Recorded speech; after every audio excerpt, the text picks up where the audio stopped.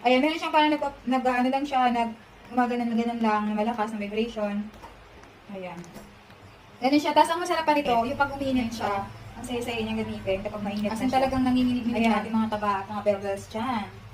Ganyan lang siya. So, gamitin niyo lang siya sa morning, like 30 minutes sa morning, tapos sa gabi, bago kayo matulog, another 30 minutes ulit. So, ganun lang po. Ayan. So, ang maganda sa ating back dignity massager, pwede niyo siyang gamitin din in any parts po ng ating katawan, like sa hips, sa braso, ayan, sa mga shoulder natin, kapag mayroon kayong mga lamig-lamig, pwede niyo pong gamitin, pwede niyo pahiram ito sa families niyo po.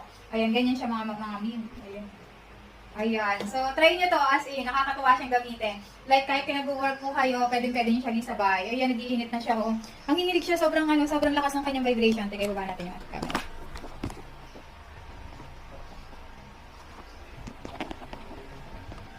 Ayan, sobrang lakas ng kanyang vibration. Narinig nyo ba? Ganyan siya, oh.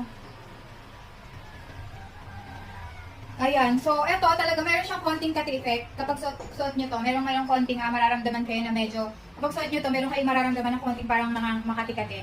Ayan, so okay lang po yun kasi nga meron siyang heating effect. And dahil sa vibration niya, lalo na kapag nakadirect sa skin natin, mararamdaman yung konting kati. Ayan, so lalagay ko na lang yung link. So ayan mga kami, ito na yung pinakamalakas. Ayan, so iba talaga yung vibration kapag itong ating mode 6 ang ginamit. Ayan siya, oh.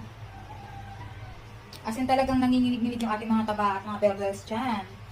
Ganyan lang siya. So, gamitin niyo lang siya sa morning, like 30 minutes sa morning, tapos sa gabi, bago kayo matulog, another 30 minutes ulit. So, ganun lang po. Ayan, so ang maganda sa ating back dignity massager, pwede niyo siyang gamitin din in any parts po ng ating katawan, like sa hips, sa braso, ayan, sa mga shoulder natin, kapag mayroon kayong mga lamig-lamig, pwede niyo pong gamitin, pwede niyo pahiram ito sa families niyo. Kapag suot niyo to, meron kayong mararamdaman na konting parang makati-kati. Ayan, so okay lang po yun kasi nga meron siyang heating effect, and dahil sa vibration niya, lalo na kapag nakadirect sa skin natin, maramdaman yung konting kati. Ayan, so lalagay ko na lang yung link sa baba ng ating yellow basket.